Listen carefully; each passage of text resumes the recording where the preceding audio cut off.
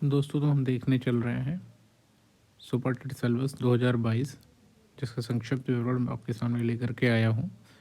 और जैसे आप सबके सामने है, देख सकते हैं कि परीक्षा जो है Uttar Pradesh basic education board कराता है।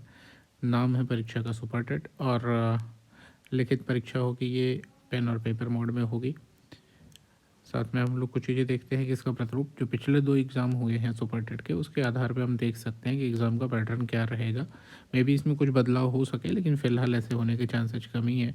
तो मोर और लेस चीज़ें ऐसी ही रहेंगी। तो सबसे पहले किसी भी एग्ज़ाम के लिए उसका पैटर्न जानना बहुत ज़रूरी होता है, उसका सिलेबस जानना बहुत ज़रूरी होता है। तो हम उस चीज़ पे अगर ध्यान दें, तो इसमें जो विषय होंगे लगभग 10 हैं। सबसे पहले आपको जो भाषा मिलेगी, हिंदी, अंग्रेजी और संस्कृत, ये तीन की तीनों चीज़ें रहेंगी। अगर ध्यान दें इस चीज़ों को, तो 40 क्वेश्चन या 40 नंबर आप कह सकते हैं, जो कि एक क्वेश्चन एक ही नंबर का होगा। तो इसमें तीन चीज़ें होंगी, हिंदी, इंग्लिश और संस्कृत। अगर हम डिवाइड करके देखना चाहें, तो हिंदी से जो होंगे वो 20 क्वेश्चन होंगे, प्लस इंग्लिश से 10 क्वेश्चन होंगे, और प्लस 10 क्वेश्चन ही संस्कृत से होंगे। ये एक सबसे बड़ा डिसाइडिंग पोर्शन होगा, जो कि आप देख भी रहे होंगे कि 40 क्वेश्चन, कोई भी और ऐसा सेक्शन नहीं है जिसमें 20, 10 और 10, जिसमें आपको हिंदी अगर देखा जाए तो हिंदी के कुछ क्वेश्चन, लगभग 7 से 8 क्वेश्चन ऐसे आते हैं, जिसको हम लोग डिस्कस करेंगे जब पेपर देखेंगे। पुराना पेपर भी एक अलग वीडियो में बनाऊंगा, उसमें आप देखने को पाएंगे पुराने पेपर में कि हिंदी किस ढंग से पूछी गई है। तो किसी एग्ज़ाम को प्रिपेयर करने के लिए सबसे पहले क्वेश्चन पेपर और सिलेबस की एनालिसिस बहुत ज़्यादा ज़रूरी होती है, जो आपको एक व्यू देते हैं कि आपको किस तरीके के क्वेश्चंस पे, किस तरीके की चीज़ों के ऊपर फोकस ज़्यादा करना है, जो सबसे इम्पॉर्टेंट चीज़ है। तो आप वहाँ पे अगर देखेंगे तो 7 से 8 क्वेश्चन ऐसे होते हैं कि जो आपको हर हाल में फंसाएंगे। फंसाने का मतलब ये है कि वो कुछ पंक्तियाँ दे देंगे, और उनके राइटर्स के नाम पूछ लेंगे। अब कौन जाने वो पंक्तियाँ किस राइटर ने लिखी हैं, किसने नहीं लिखी हैं। तो इसके लिए ज़रूरी क्या हो जाता है कि प्रैक्टिस बहुत ज़रूरी हो जाती है।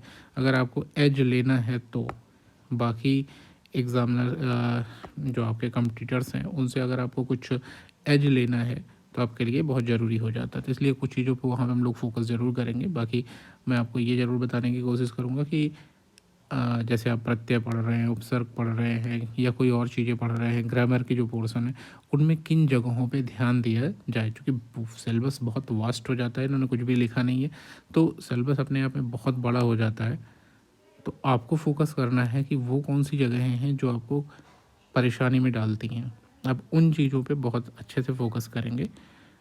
तो ये 40 वाले उसमें अगर हम देखें, तो इस तरीके से अगर हम लोग उस पर मेहनत करेंगे, तो आगे के टाइम पे 40 में हम लोग एटलीस्ट 33 से 35 के लिए जो है जाने की कोशिश करेंगे, कि जैसे हम 33 से 35 क्वेश्चन तक हर हाल में पहुँचे। क्योंकि 4-5 क्वेश्चन ऐसे होंगे जो आपको फंसा सकते हैं, ठीक है, इसकी कोई गारंटी नहीं दी जा सकती, लेकिन फिर भी आप नॉर्मली 33 से 35 क्वेश्चन तक इसमें ईजिली कर सकते हैं, ठीक है। फिर इसके बाद मैथ्स का पोर्शन, अगर आप इसको ध्यान देंगे, नीचे सिलेबस में मेंशन किया गया है कि कौन कौन से टॉपिक्स आएंगे, ठीक है। तो मैथ्स का पोर्शन है, जो ये 20 क्वेश्चन का जो पोर्शन होगा, ये नॉर्मल मैथ होती है, इसमें घबराने की कोई ज़रूरत नहीं है। तो एक इस चीज़ को हम लोग फोकस करेंगे, और बहुत ईजी ढंग से इसको मैं आपको बताने की कोशिश करूँगा आगे की कुछ वीडियोज़ में, कि आप कौन कौन सी चीज़ें हैं जहाँ पे अगर आप 20 में आपको मैथ्स नहीं भी आती है, तो भी आप 15 क्वेश्चन के आसपास तक पहुँच सकें ईजली, जो आपको परेशानी नहीं देंगी। साइंस 10 क्वेश्चन है।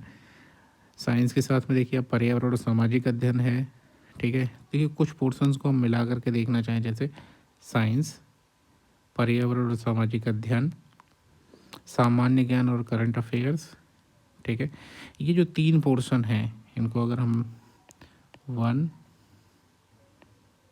2 और 3 से डिनोट करें, तो ये 1, 2 और 3, इन तीनों को अगर हम एक साथ में देखें, तो ये आपका जो जीएस का हिस्सा होता है, किसी भी एग्ज़ाम के लिए आपने तैयार किया होगा, तो ये उस हिस्से से आप इसको मैच कर सकते हैं। तो ये तीन अलग चीज़ें दिखने की जगह आपको एक चीज़ दिखना शुरू हो जाएगी। इसके लिए हमारी एक अपनी अलग प्लानिंग होगी, और जो टोटली अगर देखें, तो किसी भी ऑब्जेक्टिव एग्ज़ाम के लिए ना, तो प्रैक्टिस बहुत मायने रखती है। मायने तो ये हर सब्जेक्टिव एग्ज़ाम के लिए भी रखती ही, उतनी ही रखती है, लेकिन ऑब्जेक्टिव एग्ज़ाम्स के लिए मेरा जो कहना है कि आप क्वेश्चंस की प्रैक्टिस जितनी ज़्यादा करेंगे, वो उनसे जो है चीज़ें याद होती हैं। अगर आप केवल पढ़ते रहेंगे तो याद नहीं होगी। इसलिए हमारा हमेशा सबसे ज़्यादा फोकस उस चीज़ पे होगा आगे की वीडियोस में, कि हम इस चीज़ पे ध्यान दें कि क्वेश्चंस की हम अच्छे से प्रैक्टिस करें। ठीक है, तो कौन से सोर्स होंगे और कौन सी जगह से करना है, इसके लिए आपको बहुत परेशान होने की ज़रूरत नहीं। आगे के वीडियोस में मैं आपको कुछ सोर्स भी बताऊंगा और कोशिश करूंगा कि आपको मैं खुद ही इतने क्वेश्चंस प्रोवाइड कर दूं जिनको आप करके ईजिली इस पोर्शन को अच्छे से कर सकें। ठीक है, अगला है शिक्षण पद्धति और बाल मनोविज्ञान। ये जो दो चीज़ है, इसके लिए आपको मैं सजेस्ट करूँगा कि एक हिमांशी मैम है, उनका चैनल है लेट्स लर्न करके, आप वहाँ से जा कर के यूट्यूब पे वीडियोज फ्री में देख सकते हैं। और नो डाउट भरोसा रखिए कि वो आपको बहुत ही अच्छे ढंग से पढ़ाएंगी, और वहाँ से आप इसके लिए श्योर होकर जा सकते हैं कि आप यहाँ पे 80 से 90% क्वेश्चन सॉल्व कर ले जाएंगे उनके पढ़ाने के बाद। तो आप इस चीज़ को देखिएगा, वहाँ से देख सकते हैं। फिर लॉजिकल नॉलेज और इंफॉर्मेशन टेक्नोलॉजी, इस पे भी हम लोग कुछ वीडियोस बनाएंगे, देखेंगे जो है। हाँ, ये दो चीज़ थी ही जो है कि शिक्षण पद्धति, बाल मनोविज्ञान, और साथ ही साथ ये लाइफ स्किल्स मैनेजमेंट एप्टीट्यूड, ये 3 चीज़ें आप वहाँ से देख सकते हैं मैम के उससे। ठीक है, तो ये आप 3 चीज़ों के लिए मैं आपको रेफ़र करूँगा अपनी तरफ से कि आप ये 2 चीज़ें, बाल मनोविज्ञान और शिक्षण पद्धति, सॉरी बाल मनोविज्ञान और शिक्षण पद्धति, ये वाला जो हिस्सा है आपका, ठीक है ना, बाल मनोविज्ञान और शिक्षण पद्धति वाला हिस्सा, इसके लिए, और जीवन कौशल प्रबंधन और योग्यता, इसके लिए आप लेट्स लर्न, एक चैनल है लेट्स लर्न, आप इस चैनल पे जा कर के यूट्यूब पे यहाँ से आप वीडियो जो के देख सकते हैं। ठीक है, तो मैं अगर देखा जाए तो आपको जो मैं खुद अपने आप से कराऊंगा उसमें से ये 40 क्वेश्चन हो जाएंगे भाषा वाले, मैथ्स के हो जाएंगे 20, साइंस और पर्यावरण वाले 10-10-20 ये क्वेश्चन हो जाएंगे।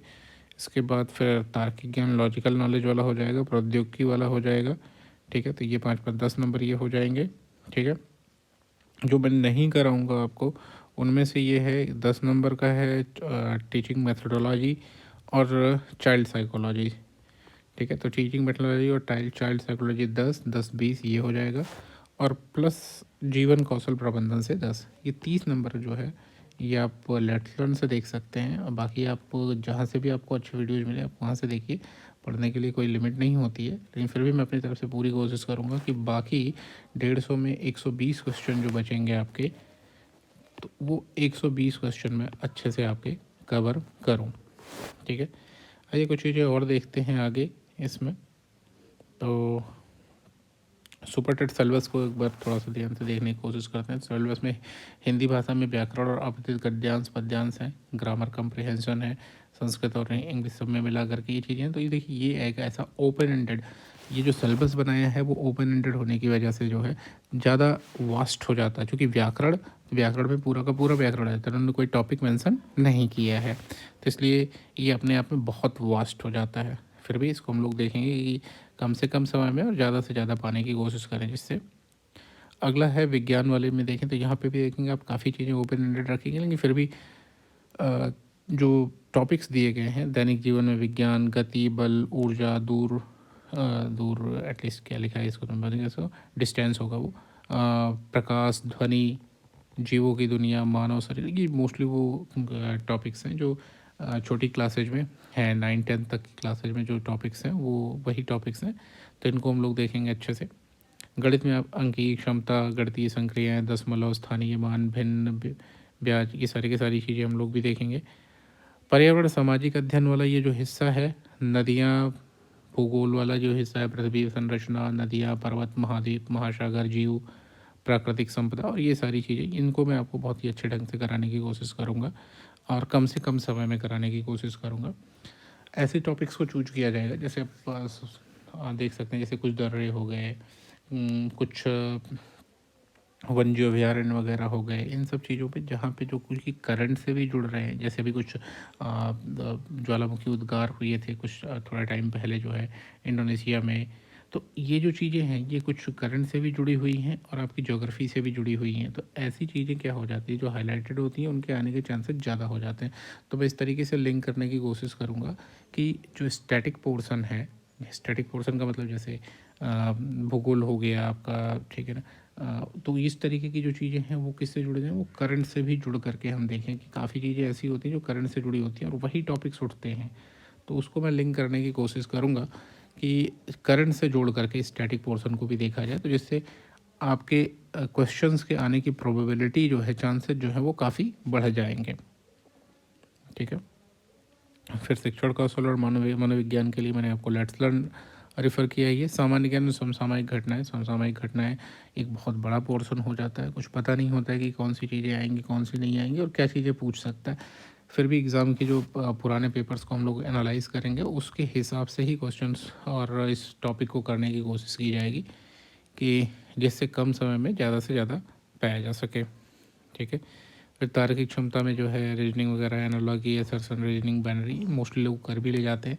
फिर भी कुछ पुराने पेपर्स को करने के बाद ही हम लोगों के लिए इतना हो जाएगा कि बहुत ज़्यादा इस पर टाइम देने की ज़रूरत नहीं रहेगी और 5 क्वेश्चन में 4 से 5 क्वेश्चन हो जाए, मतलब शायद ही कोई एक आध क्वेश्चन हो कभी छूटे, बाकी इतना आप आसानी से कर सकते हो।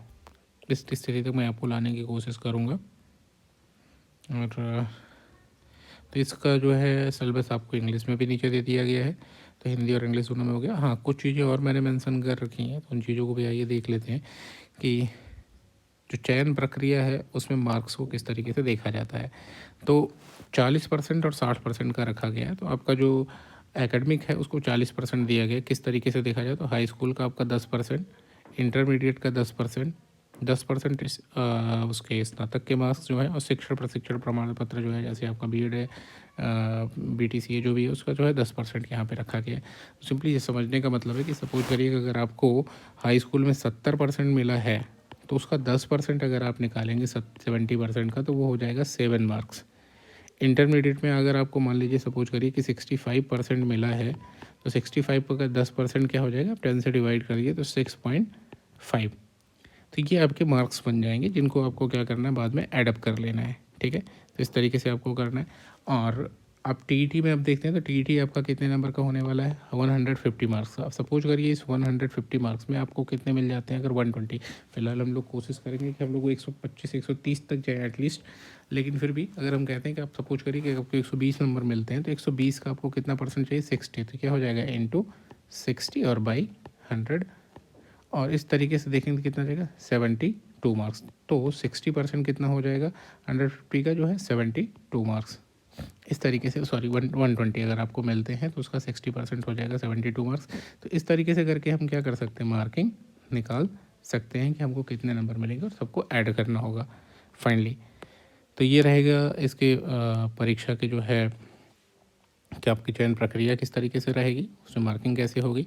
फिर नेक्स्ट थिंग जो है वो है सुपर टेट में जो रिटन एग्ज़ाम है वो पासिंग के लिए क्या है। अभी लास्ट जो एग्ज़ाम हुआ था उसमें जो मिनिमम क्वालिफिकेशन सुपर टेट के लिए वो अलग हो जाती है।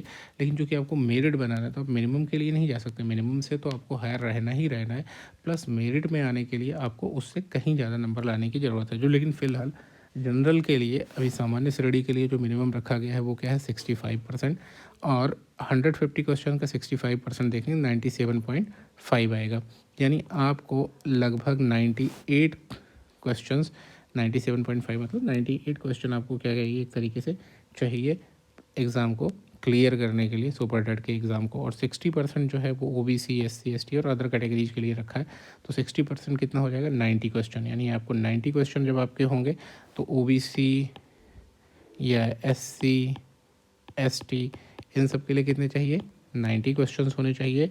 और जनरल के लिए जो होगा वो जनरल के लिए कितना क्वेश्चंस हो जाएगा, 97.5, या जिसको हम कह सकते हैं क्या, 98 क्वेश्चन। तो मिनिमम आपको 98 क्वेश्चंस यहाँ होने चाहिए और 90 क्वेश्चंस क्या होने चाहिए उनके लिए, ओबीसी और वगैरह के लिए, अदर उसके लिए। तो ये मिनिमम क्वालिफाइंग के लिए है।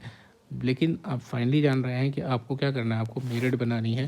तो मेरिट में आपके जो यहाँ मार्क्स मिलेंगे सुपर टेट में, जो किस में मिलेंगे आपको, सुपर टेट जो एग्ज़ाम होगा उसमें, और प्लस आपका जो एकेडमिक का होगा उसका दोनों मिला करके आपकी जो बनेगी वो क्या होगी, आपकी मेरिट होगी।